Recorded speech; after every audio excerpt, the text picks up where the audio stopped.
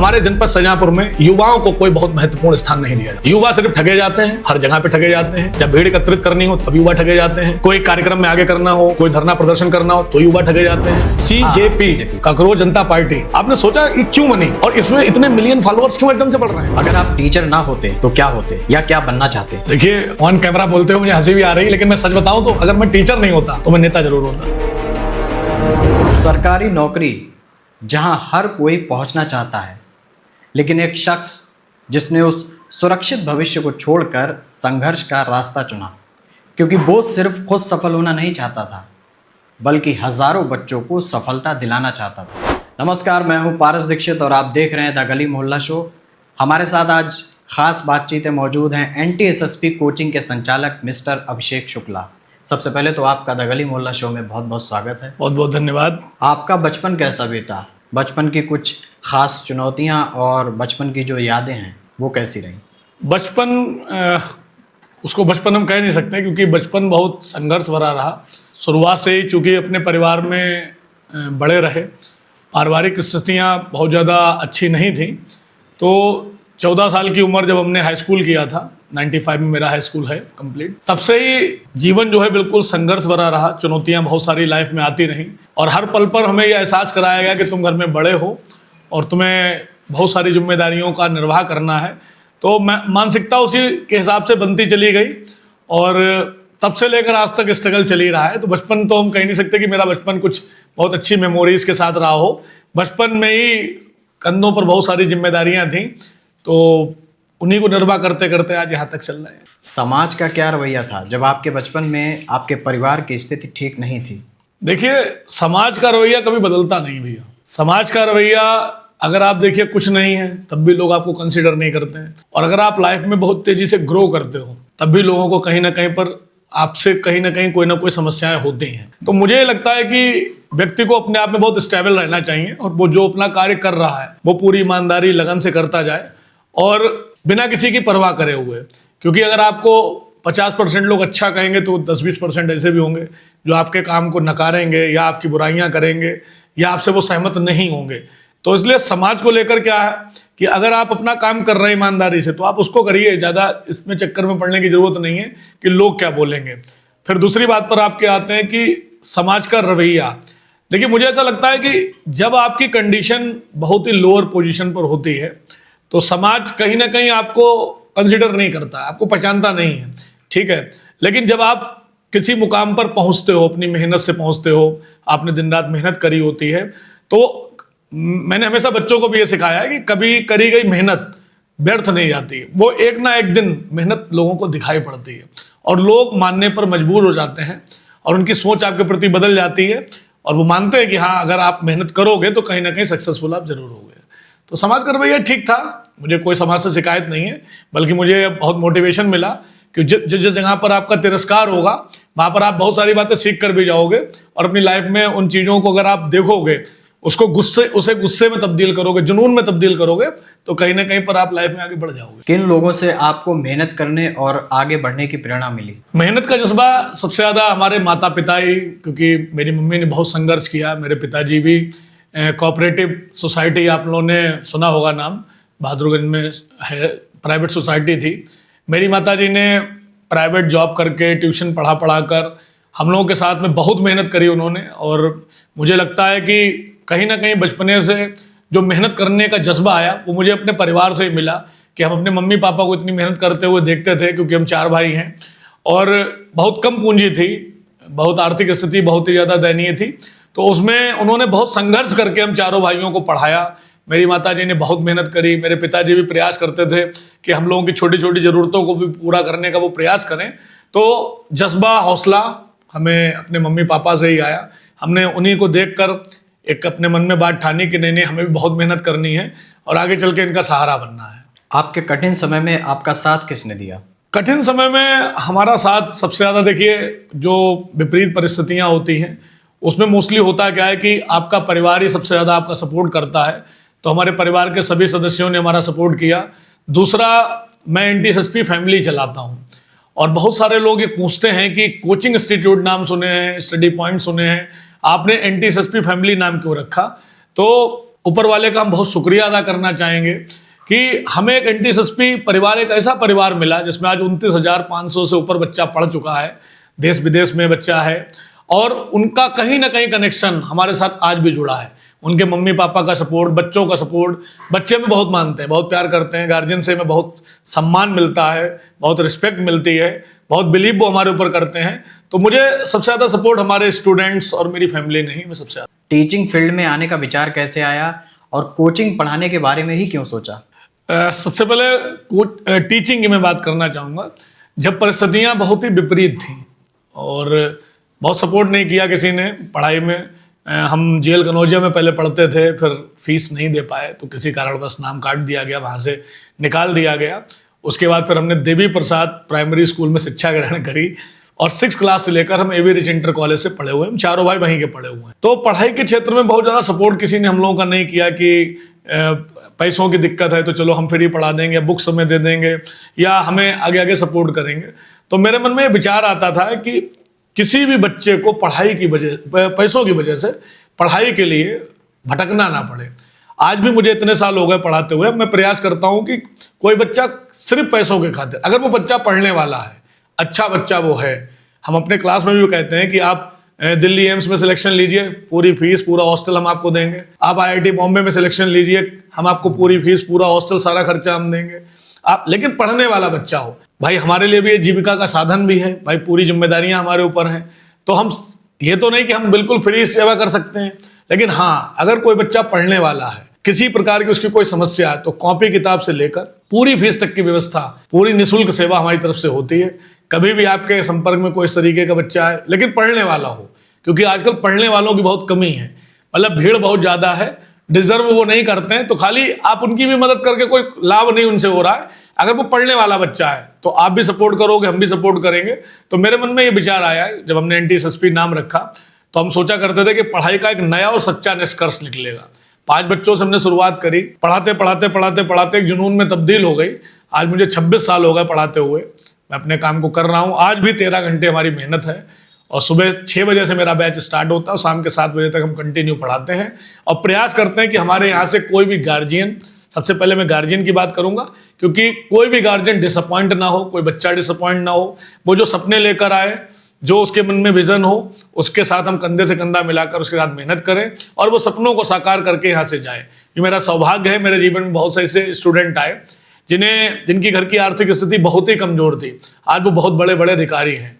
मेरा एक ड्रीम है, कभी रीयूनियन में करूंगा तो आपके चैनल को मैं जरूर बुलाऊंगा, तब आप देखिएगा, प्राउड होगा इस बात का कि आज की डेट में देश विदेश तक बच्चे हैं, बड़े बड़े अधिकारी बने बच्चे बैठे हुए हैं और ये ईश्वर ने मुझे इस लायक बनाया, उसके लिए बहुत बहुत उसका धन्यवाद। और काम कर रहे हैं आप लोगों की दुआ से। अच्छा, जैसा कि आपने अभी बताया कि स्टार्टिंग में आपके पास सिर्फ 5 बच्चे थे, तो उस समय मतलब 5 बच्चों को आप पढ़ा रहे थे, तो क्या लग रहा था कि मतलब एकदम इतने बच्चे कहाँ से आएंगे, संख्या कहाँ से बढ़ेगी?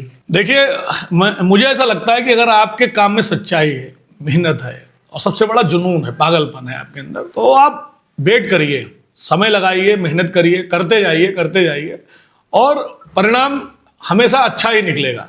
हाँ, मैंने जब 5 बच्चे शुरू करे थे तो मुझे नहीं लगता था कि हम इतना बड़ा काफिला तैयार करेंगे, इतनी बड़ी सेना तैयार होगी, इतनी नंबर ऑफ स्टूडेंट्स बढ़ते चले जाएंगे।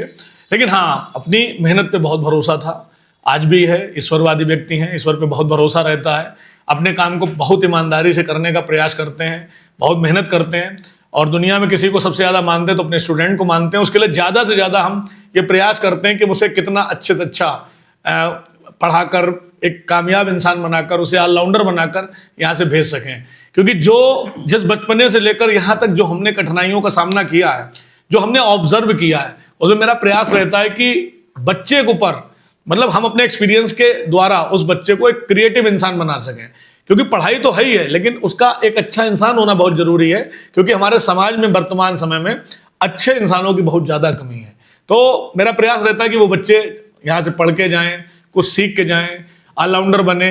और एक माँ बाप और एक गुरु का सबसे बड़ा सपना यही होता है कि उसका स्टूडेंट उससे बहुत आगे चले और उसके नाम से हमें पहचाना जाए। आप टीचिंग को अन्य प्रोफेशन से अलग और नोबेल क्यों समझते हैं? देखिए, अगर आप कोई अन्य प्रोफेशन चुनते हैं तो आप सिर्फ स्पेसिफिक उसी चीज के महारथी कह सकते हैं होंगे, आपको सम्मान केवल उस फील्ड में मिलेगा। एक गुरु का काम होता है कि कच्ची मिट्टी के घड़े को या कच्ची मिट्टी को एक सही आकार देते हुए समाज का एक बहुत अच्छा एक स्वस्थ नागरिक बनाना। एज ए गुरु मुझे ये रियलाइज हुआ कि आप अगर समाज में रेवोल्यूशन लाना चाहते हैं, कुछ नया करना चाहते हैं, कुछ बेहतर करना चाहते हैं, तो इस प्रोफेशन के अलावा दुनिया में कोई प्रोफेशन ऐसा नहीं हो सकता। जैसे आप डॉक्टर बनते हैं तो आप सिर्फ मरीज को देखते हैं, आप एक अधिकारी बनते हैं, ठीक है, तो आप अपने डिपार्टमेंट को देखते हैं, लेकिन एक गुरु जो होता है वो डॉक्टर भी बनाता है, इंजीनियर भी बनाता है, वैज्ञानिक भी बनाता है, नेता भी बनाता है, और सबसे बड़ी बात, अगर मैं एक शब्द में अपनी बात खत्म करूं, एक अच्छा इंसान बनाता है। पैसा कमाना एक सेकेंडरी चीज है मुझे ऐसे लगता है, लेकिन पैसे के अतिरिक्त अगर आप कुछ अच्छा करना चाहते हैं समाज के लिए, तो इस प्रोफेशन से बढ़कर दुनिया में कोई प्रोफेशन नहीं। अगर आप टीचर ना होते तो क्या होते या क्या बनना चाहते? देखिए, ऑन कैमरा बोलते हो मुझे हंसी भी आ रही, लेकिन मैं सच बताऊं तो अगर मैं टीचर नहीं होता तो मैं नेता जरूर होता और मैं नेता होता तो इस शहर में क्रांति जरूर आती। आज भी स्टूडेंट्स के अंदर फैंस फॉलोइंग मेरी बहुत ज़्यादा है, और जो मुझे गलत लगता है मैं मुंह पर जरूर बोलता हूँ। तो अगर मैं शिक्षक नहीं होता तो मैं उस लेवल का नेता होता जो मुद्दे की वाकई में बात करता, ठीक है, एक्चुअल मुद्दे की मैं बात करता, जाति धर्म की मैं बात नहीं करता, ठीक है। उसके लिए सिर्फ जो समाज के अंदर जो बुराइयां फैली हुई हैं उनके ऊपर काम करना। ये नहीं कि हम 5 मिनट 10 मिनट जाकर आपसे मिलकर आए, हमने आपसे वोट ले लिया, फिर आप 5 साल हमारे चक्कर लगा रहे हो। लोगों के तक अपनी बात को पहुंचाने का काम करते, कुछ नए नए आइडियाज लाते, क्रिएटिव चीजें लाते।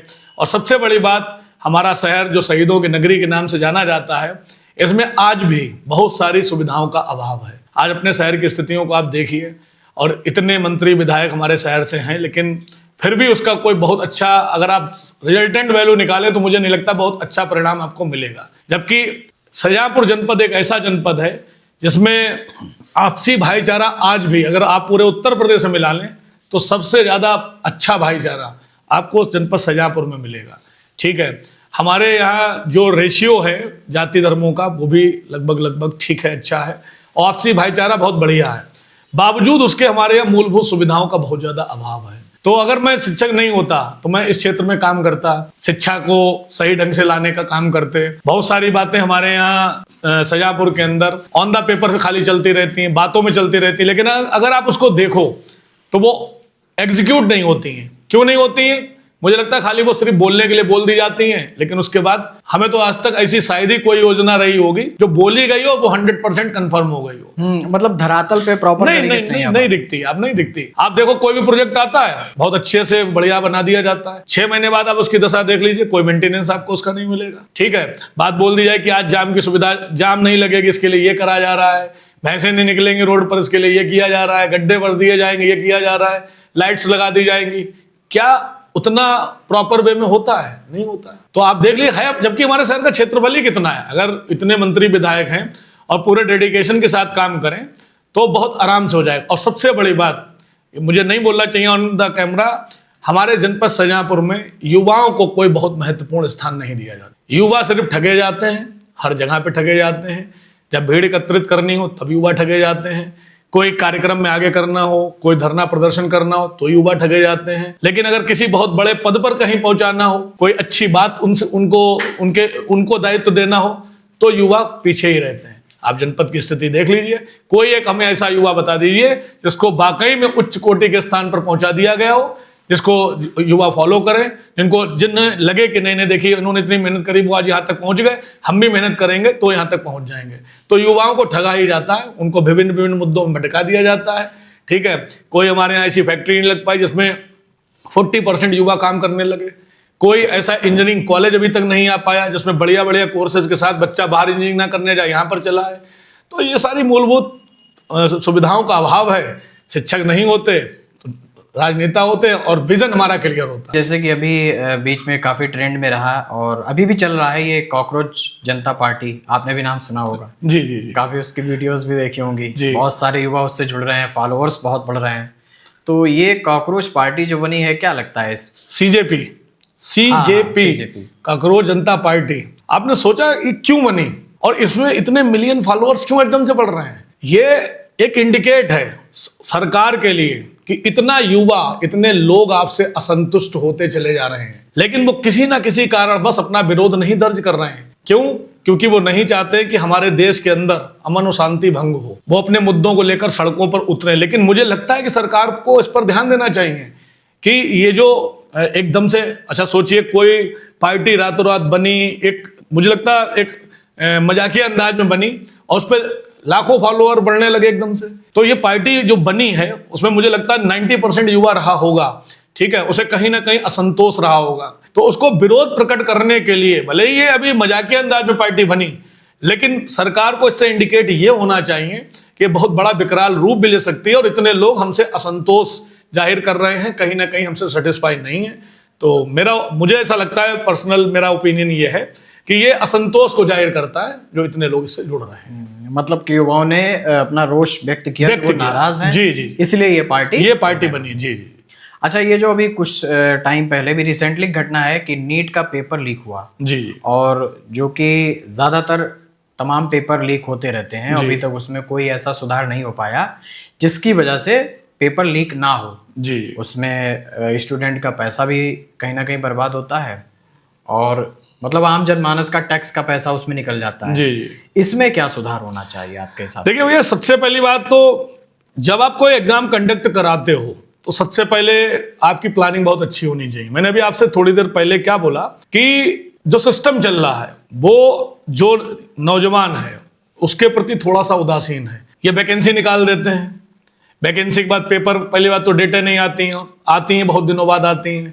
फिर डेट होने के बाद एग्जाम 90% मान लो एग्जाम अगर सही हो भी गया, पहली बात तो वो कहीं ना कहीं से उसमें आपको 2-3 दिन में ये सुनने को मिल जाएगा कि पेपर लीक हो गया या ये हो गया। अभी रिसेंट में कानपुर में, लखनऊ में आपने देखा, प्रयागराज में देखा, एसएससी जीडी का एग्जाम हुआ।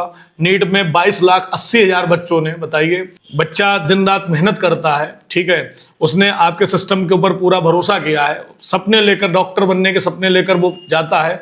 उससे ज्यादा सपने उसके मम्मी पापा जो दिन रात देखते हैं कि उनका बेटा या बेटी डॉक्टर बनेगा, और पेपर देने के बाद वो खुशी खुशी अपने घर पर आता है, मम्मी पापा को बताता है कि पेपर पापा बहुत अच्छा हुआ, और सडनली उसे पता चलता है कि पेपर लीक हो गया। अब लीक तो आपके सिस्टम से ही हुआ ना, बच्चे ने तो नहीं लीक किया।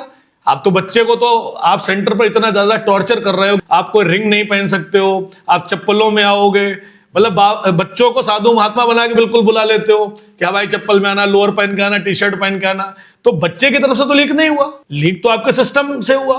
तो आपने जब इतने लाखों लोगों की जिम्मेदारी ले रखी थी तो आपको अपना सिस्टम ठीक करना चाहिए, क्योंकि जब एक घर से सपने टूटते हैं तो उसका दुख सिर्फ बच्चे को नहीं होता, पूरी फैमिली को होता है। अब कितने बच्चे सिलेक्ट होने के बाद उनका रीनीट हो रहा है, अब वो बेचारे दोबारा से तैयारी में जुटे हुए हैं, 21 जून को उनका दोबारा पेपर है, उसकी भी क्या गारंटी है कि सरकार बिल्कुल सही करा ले जाएगी? और क्या ये दोबारा, जैसे उन्होंने कहा कि दोबारा पेपर हो जाएगा और कोई फीस नहीं ली जाए, क्या दोबारा पेपर करा देना ही समाधान है? नहीं, कोई समाधान नहीं है। दोबारा पेपर करा देना कोई समाधान नहीं। आप अपने सिस्टम को इतना स्ट्रांग करिए। आप हर काम में जैसे अपराधियों को कड़ी से कड़ी सजा देते हैं, इसमें भी कड़ी से कड़ी सजा दीजिए। स्टूडेंट को लगना चाहिए कि जो हमारे एजुकेशन सिस्टम के साथ मजाक बना के चल रहा है उसका बहुत गलत परिणाम इनको भोगना पड़ेगा। अब आपने चलिए गिरफ्तारियां कर ली, साल 6, 2 साल, साल के बाद, 2 साल के बाद उनकी जमानत हो जाएगी। क्या गारंटी वो उसी ट्रैक पर नहीं आएंगे? समाज में मैसेज हमारा सिर्फ क्या खाली गिरफ्तारियों से थोड़ी नहीं हो जाएगा। तो बच्चों को आपको ये भरोसा दिलाना पड़ेगा कि आप जो एग्जाम करा रहे हैं वो बिल्कुल फेयर होगा, तब तो बच्चा सिस्टम के प्रति अपना कम से कम जो उसका जज्बा है या जो उसका फेथ है वो जागरूक होगा। वरना अन्यथा ये बच्चे बेचारे ठगे जाएंगे। आए दिन कोई ना कोई पेपर लीक हो जाता है, बच्चा साल साल भर मेहनत करता है, रिजल्ट नहीं आ पा रहा है।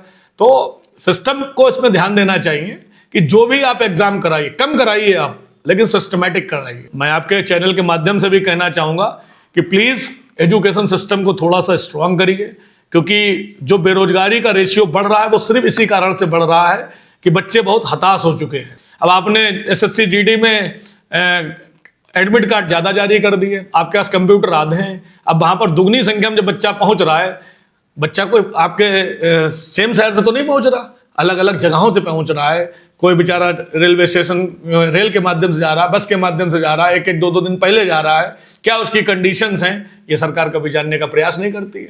अभी होमगार्ड का पेपर हुआ, बच्चे बेचारे रोडों पर खड़े भरी दोपहर में, सरकार को नहीं चाहिए था 2-4 शिविर लगा देता है। जैसे अब जनपद शाहजहांपुर की अगर हम बात करें तो जेल वाले मैदान में जो आपका इसमें नॉइस लगी हुई है, उसमें बच्चों के ठहरने के लिए पानी की व्यवस्था या 10, 20, 50, 100 कुर्सियां डालकर उनकी व्यवस्था नहीं करी जा सकती थी। अभी कोई वीआईपी आता तो ये सारी व्यवस्थाएं होती। तो स्टूडेंट को क्या, स्टूडेंट सिर्फ वोट देने के लिए या युवा सिर्फ नारे लगाने के लिए? तो सिस्टम को इस बात के लिए समझना चाहिए थोड़ा। आपके कोचिंग के कैरियर में आने वाली सबसे बड़ी चुनौतियों और परेशानियों के बारे में बताएं, या आपने उनसे किस प्रकार से सामना किया? कोचिंग में देखिए समस्याएं तो काफ़ी रहती हैं। शुरुआत के दिनों में काफ़ी सारी समस्याएं आई थी। जब धीरे धीरे ग्रो किया था तो कुछ लोगों ने उसके लिए शुभकामनाएं भी दी, लेकिन कुछ लोगों की आंखों में चुभे भी थे। लेकिन जब है ना कि ईश्वर का साथ हो और बड़े लोगों का आशीर्वाद हो और सब भाई लोगों का सपोर्ट हो तो सारी समस्याएं धीरे धीरे खत्म हो जाती। कोई इतना उसको लेकर बहुत ज़्यादा इशू नहीं है। ऊपर वाले का आशीर्वाद से सब कुछ ठीक ठाक है। आपकी लाइफ का सबसे बड़ा टर्निंग पॉइंट क्या रहा? टर्निंग पॉइंट क्या, लाइफ 2 बार मेरी चेंज हुई। 2000 में बीएससी किया था, उसके बाद लखनऊ में कोचिंग करने गए थे। उस जमाने में सीपीएमटी चलता था, डॉक्टर बनने का सपना लेकर गए थे। अच्छा, मतलब आप टीचर बनने से पहले डॉक्टर बनने का सपना लेके गए थे। 2000 में बीएससी जब कंप्लीट हुआ तो 2-2.5 महीने कोचिंग करी। फिर यहाँ ओसीएफ में, ऑर्डिनेंस क्लोथिंग फैक्ट्री में 41st बैच से मेरा अप्रेंटिस में हो गया। हम और हमारे छोटे भाई अमित शुक्ला उनका। और जब हो गया तो सामने समस्या ये थी कि या तो इसको करें या फिर जो जर्नी स्टार्ट करी उसको कंटिन्यू करें। क्योंकि मैंने आपको बताया घर के हालात बड़े ख़राब थे, तो टफ डिसीजन लिया कि पहले इसको कर लेते हैं, उसको बाद में देखते हैं। फिर वहाँ अप्रेंटिस करी। अप्रेंटिस करने के कुछ टाइम के बाद हमारी ज्वाइनिंग भी हो गई। फिर हमने जॉब भी करी 3.5-4 साल। आपकी जॉब लग गई? जॉब लग गई सेंट्रल गवर्नमेंट में, ओसीएफ में जॉब लगी। हम दोनों भाइयों ने करी भी, 3-4 साल जॉब करी। और सब कुछ बहुत अच्छा चल रहा था। लेकिन कहीं ना कहीं मेंटल सेटिस्फेक्शन नहीं था, चीज़ों को लेकर मेंटल सेटिस्फेक्शन नहीं था नहीं यार, कुछ अच्छा करना है, कुछ बड़ा करना है, बड़ा करना। जैसे मैंने आपसे पहले भी आपने एक क्वेश्चन पूछा था कि वहाँ की जो 4 दीवारी थी तो वहाँ पर लोग, उतने लोगों से हमारी बॉन्डिंग थी। बट यहाँ पर क्या हम एक्सप्लोर कर सकते हैं? हर साल हमें 10,000 15,000 नए लोग मिलते हैं, नए लोग जुड़ते हैं। और किसी की कामयाबी का हम थोड़ा सा मार्गदर्शन करते हैं या माध्यम बनते हैं। तो मेरा ये मेंटल सेटिस्फेक्शन बहुत ज़्यादा इंपॉर्टेंट था कि अगर हम किसी के मार्गदर्शक बन सकें, मेरी वजह से कोई आगे बढ़ सकता है, तो ये मेरे लिए ज़्यादा खुशी की बात है। इवन इससे कि मैं जॉब कर रहा हूँ, मुझे केवल सैलरी मिल रही है, हम अपना परिवार चला रहे हैं, उससे बेहतर है कि समाज के अंदर रहकर हर साल 10,000 लोग हमसे जुड़ रहे हैं और हम उनके लिए कुछ अच्छा कर रहे हैं। तो मुझे ये लगा कि नहीं, ये ज़्यादा बेहतर है। तो जर्नी वहीं से हमारी स्टार्ट हो गए इसमें। नहीं मतलब आपने जॉब कर रहे थे, जॉब छोड़ दी? रिजाइन कर दिया। जॉब छोड़ दिया? हाँ, जॉब छोड़ दी। मतलब आजकल मोस्टली लोग हाँ, इसमें हमसे बहुत सारे लोगों ने कहा था कि सोच समझ लो और मिलती नहीं है जॉब, तुम छोड़ रहे हो, जनरल कैटेगरी में हो और इसमें तो वैसे ही जॉब बहुत कम से कम है, सेंट्रल गवर्नमेंट की जॉब है। पर हमने मम्मी पापा और को से बोला, हमने कहा हम ये डिसीजन लेने जा रहे हैं, आप बताओ क्या करना है। तो मम्मी पापा ने बोला कि जैसा आपको ठीक लगता वैसा करो। फिर छोटे वाले भैया अमित शुक्ला, उन्होंने भी यही कहा कि हम भी तुम्हारे साथ ही भी रिजाइन कर रहे हैं। तो जॉब फिर हम लोगों ने रिजाइन किया और काम किया। और जब जिद पकड़ी, बहुत सारे लोगों ने डिमोटिवेट किया। कोरोना आया, मुझे लगा भी एक बार कि नहीं यार, ये कहीं गलत डिसीजन तो नहीं हो गया, क्योंकि कोरोना काल में आपने देखा कि जो क्राइसिस थी बहुत ज़्यादा ही थी। लेकिन ठीक भरोसा था, अपने ऊपर भरोसा था, ईश्वर पे भरोसा था, करते गए अपना काम। ठीक है, चल रहा सब बढ़िया, कोई दिक्कत नहीं है। भरोसा होना बहुत बड़ी ताकत है। भरोसा होना, भरोसे के दम पे आप आज आपने जॉब, जिंदगी की कोई भी जंग मेहनत से ज्यादा जिद पे जीती है आप। क्योंकि मेहनत तो बहुत सारे लोग करते हैं, बहुत सारे लोग मेहनत करते हैं, 8-8 घंटे बेचारे मेहनत करते हैं। आप अपने घर से चौराहे से लेकर आते हो, 500 रुपए में उनसे 8 घंटे मेहनत कराते हो। बहुत से लोग ऐसे होंगे कि मेहनत के साथ साथ क्रिएटिव भी होते हैं। वो क्रिएटिव कौन होते हैं? जिनके मन में जज्बा होता है, काम करने का जज्बा होता है। जैसे मैं आप लोगों को देखता हूँ, मुझे बहुत खुशी होती है कि आप लोग इतने क्रिएटिव हो। आपने एक रेवोल्यूशन लिया है इस जनपद शाहजहांपुर के अंदर। फर्स्ट टाइम एक ऐसा शो, गली मोहल्ला शो, जो सिर्फ अब शाहजहांपुर का शो नहीं रह गया, पूरे उत्तर प्रदेश का नहीं रह गया, पूरे इंडिया में। मुंबई गया था, मुंबई मेरे छोटे भाई रहते हैं, तो वो भी आपका शो बहुत देखते हैं। और उनके ऑफिस में मोस्टली लोग आप लोगों को बाई फेस जानते हैं। गली मोहल्ला शो, वो पूछ रहे थे, जब मैं मिलने गया तो पूछ रहे थे ये गली मोहल्ला शो क्या है आपके यहाँ। और आपके जो मुद्दे होते हैं वो बहुत अच्छे होते हैं और उन मुद्दों से बहुत लोग जागरूक होते हैं। और मैंने आपके चैनल की सबसे बड़ी विशेषता क्या देखी कि आप जो है आम लोगों को कनेक्ट करते हैं। आप उन लोगों को कनेक्ट नहीं करते हैं कि जो सिर्फ प्रशंसा ही करेंगे, आप उन लोगों को कनेक्ट करते हैं। मतलब मोस्टली वीडियोस 100 में से 90% वीडियोस आपके गांव से रिलेट होते हैं। और गांव में बंदा जो है वो जेन्युइन बात करता है, वो आपके आपके प्लान करे हुए क्वेश्चन नहीं बोलेगा, वो उसको जो रियल में लगेगा वो बोलेगा। तो अगर बंदा क्रिएटिव है तो वो कुछ भी कर सकता है। तो मेहनत करने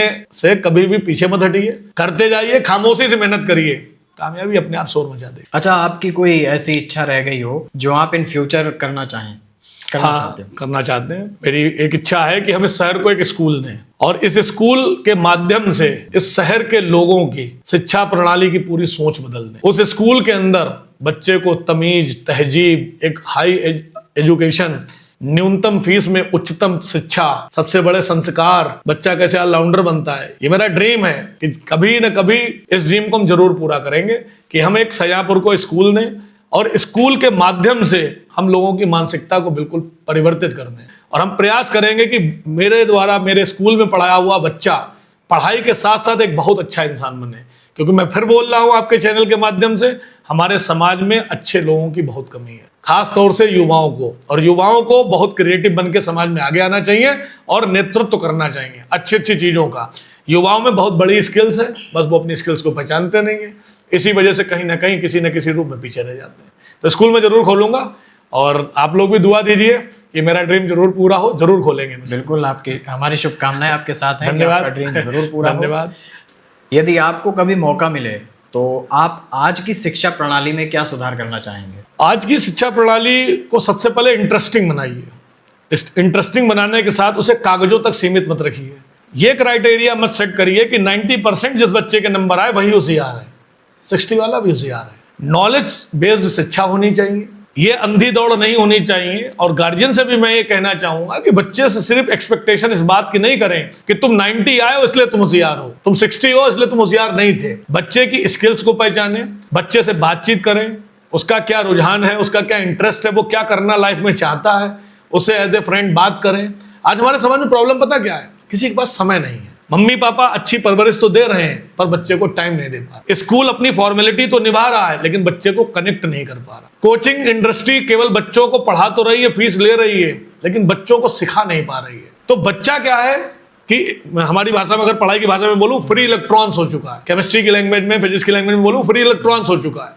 पहले क्या, उसका बचपन खत्म हो चुका है, उम्र से पहले उसे वो ज्ञान हासिल हो चुके हैं जो उसे स्टेज पर हासिल होने चाहिए थे, लेकिन उसे आज ज्ञान कहीं ना कहीं उसको अनावश्यक प्राप्त है।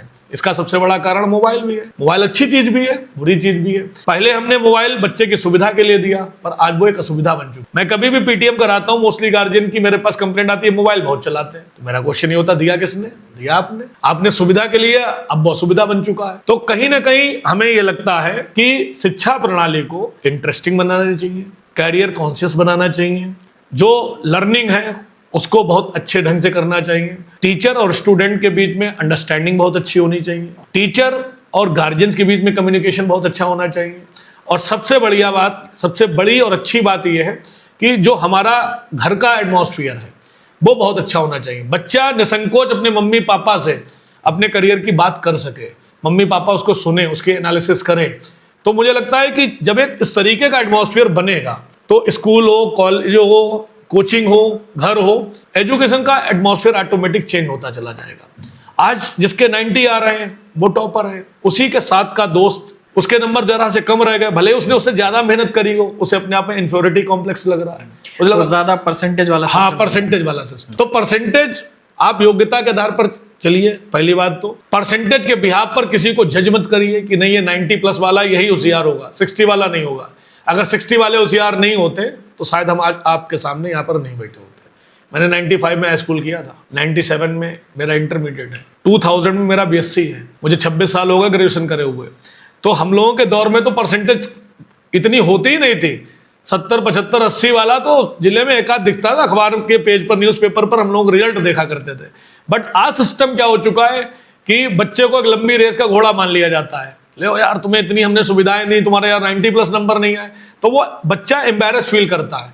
तो एजुकेशन सिस्टम में सिर्फ नंबर क्राइटेरिया नहीं होना चाहिए, बच्चे की लर्निंग अच्छी हो, बच्चे को अच्छा से सिखाया जाए। और सबसे बढ़िया बात, जो हमारा पाठ्यक्रम है, जो हमारा सिलेबस है, वो करियर कॉन्शियस होना चाहिए कि करियर को लेके भविष्य में उसके बच्चे के काम में आना चाहिए। बहुत सारे टॉपिक ऐसे हैं इसका फ्यूचर में कोई रोल ही नहीं है, लेकिन वो है ढोए जा रहे हैं, तो थोड़ा सिस्टम बदलना चाहिए। आज की पीढ़ी में मतलब जो स्टूडेंट्स आ रहे हैं और पुराने स्टूडेंट्स में क्या फ़र्क लगता है? पुराने बच्चों में जो एक अपनापन था वो बहुत ज़्यादा था, बच्चे कनेक्ट होते थे क्योंकि वो मम्मी पापा प्लस गुरुजन का बहुत ज़्यादा सम्मान करते थे, बहुत ज़्यादा कनेक्ट होते थे।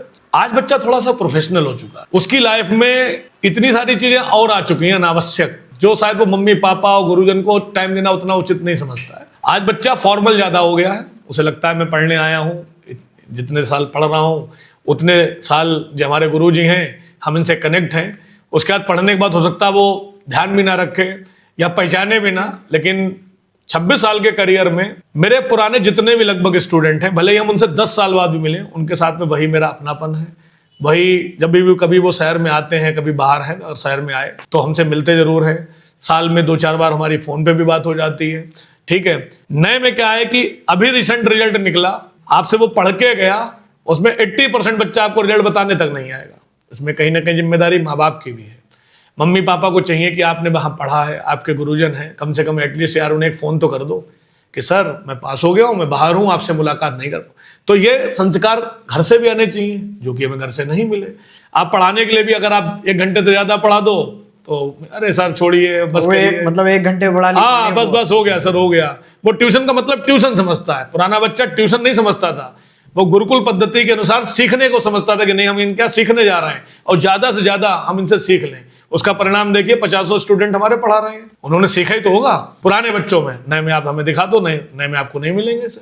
तो नया बच्चा थोड़ा कनेक्ट नहीं होता है, उसको कनेक्ट होना चाहिए। फिर भी मेरा सौभाग्य है NTSSP में आज भी आप कभी आके देखिए तो मान सम्मान है, रिस्पेक्ट है, सब कोई जाति धर्म मजहब का हमारे यहाँ सिस्टम नहीं है। हम 6 लोगों की टीम है UP CBSE को मिलाकर, और सभी लोग मिलजुल कर अपने काम को पूरी ईमानदारी से करते हैं और सभी जाति धर्म मजहब का बच्चा हमारे यहाँ पढ़ने आता है और बहुत सम्मान देता है, बहुत रिस्पेक्ट करता है। तो ऊपर वाले का बड़ा शुक्रिया है कि ऐसे बदलते हुए परिवेश में भी NTSSP परिवार में आज भी वो उतना ज़्यादा अपनापन है। लेकिन जो आपने क्वेश्चन किया कि नई जनरेशन में, हाँ कुछ तो थोड़ा बहुत फर्क है, लेकिन फिर भी बहुत अच्छा है हमारे यहाँ। आज के युवाओं के लिए कोई संदेश देना चाहेंगे? युवाओं को सबसे बड़ा संदेश ये है कि सबसे पहले अपनी स्किल्स को आप पहचानिए, अपनी ताकत को पहचानिए, अपने घर की स्थितियों को समझते हुए ठीक है जिम्मेदार बनिए, क्योंकि जब तक आप जिम्मेदारियां अपने घर की नहीं उठाएंगे तो देश की क्या उठाएंगे।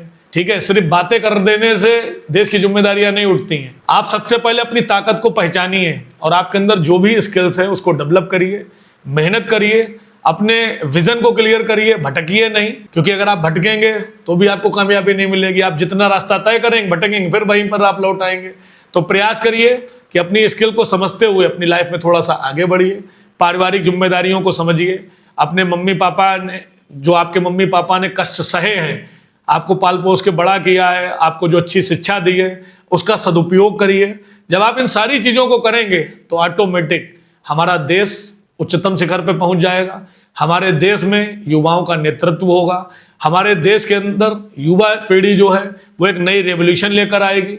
हर सेक्टर में युवाओं का एक महत्वपूर्ण स्थान होगा। तो अपनी स्किल्स को पहचान के आगे बढ़िए, खूब मेहनत करिए, जज्बे के साथ बढ़िए, खूब मेहनत करते हुए जिद के साथ बढ़िए, सपने लेकर बढ़िए और खामोशी से मेहनत करते चले जाइए। एक वक्त ऐसा आएगा आपको कामयाबी मिल जाएगी। छात्रों के भविष्य के लिए अभिभावकों को क्या सावधानी बरतनी चाहिए, और आज जो बच्चों को मतलब आज़ादी दी जा रही है, क्या वो उनके लिए हानिकारक तो नहीं है? सबसे पहले गार्जियन को अपने बच्चों के साथ कम्युनिकेट बहुत अच्छा करना चाहिए, उनकी अच्छी बॉन्डिंग हो, बच्चों से शाम को जरूर बातचीत करें, पढ़ाई के संबंध में जरूर चर्चा करें, बेटा क्या पढ़ाई चल रही है, क्या पढ़ रहे हो, कहीं पर कोई दिक्कत तो नहीं आ रही। भविष्य को लेकर उनसे जरूर बात करनी चाहिए, थोपना नहीं चाहिए कि नहीं तुम्हें इंजीनियर ही बनना है, डॉक्टर ही बनना है या तुम्हें फलाने सेक्टर में जाना है। पहले बच्चे के भाव को जानना चाहिए कि बच्चे के अंदर क्या स्किल्स है, वो क्या बनना चाह रहा है, और उसको इतना कंफर्ट दीजिए गार्जियन कि वो अपने मन की सारी बात, अगर उससे कोई बाहर गलती भी हो जाए वो शाम को आकर आपको बताए कि पापा मुझसे गलती हो गई, तो आप उससे जब कम्युनिकेट होंगे तो वो आपको अपनी सारी बात कह देगा। रही बात आज़ादी की, आज़ादी दीजिए लेकिन निगाह भी रखिए, क्योंकि एक स्टेज होती है 12-13 साल से लेकर 18-19 साल तक, ये पीरियड ऐसा होता ना कि बच्चे के जो दिमाग में बहुत सारे चेंजेस आते हैं। क्योंकि सोशल मीडिया का जमाना है, ठीक है, हाईटेक जमाना है, वो जिन चीजों को देखता है रील में, उसको वो चीजें रियल में लगती हैं, बट इतना वो इजी नहीं है। तो गार्जियन मॉनिटरिंग उनकी बहुत अच्छी करे, रिलेशनशिप बड़ी अच्छी रखे, कंफर्ट जोन में रहे, बच्चा उनसे अपनी बात कह सके, आजादी दीजिए, उसमें कोई बुरी बात नहीं है, लेकिन मॉनिटरिंग जरूर करिए। ठीक है, आपका बहुत बहुत धन्यवाद। ये थे हमारे साथ NTSSB कोचिंग के संचालक अभिषेक शुक्ला जी। ऐसे ही अन्य इंटरव्यू और जनता की राय देखने के लिए देखते रहिए द गली मोहल्ला शो।